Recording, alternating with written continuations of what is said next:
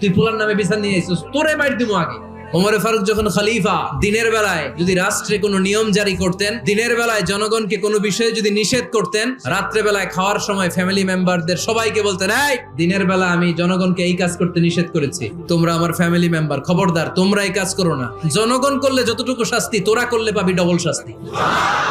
আমাদের নেতারা ওই বাড়ির বিচার করে, ওই বাড়ির মাইয়ার বিচার, ওই বাড়ির পোলার বিচার, নিজের পোলা গাঞ্জা টানে আসরে নাই, নিজের মেয়ে অপরাধ করে আসরে নাই।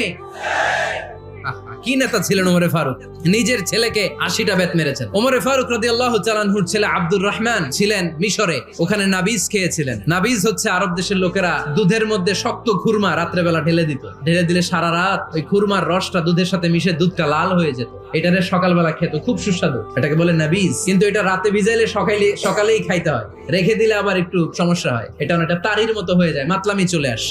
তো ওমরে ফারুকের ছেলে নাবিজ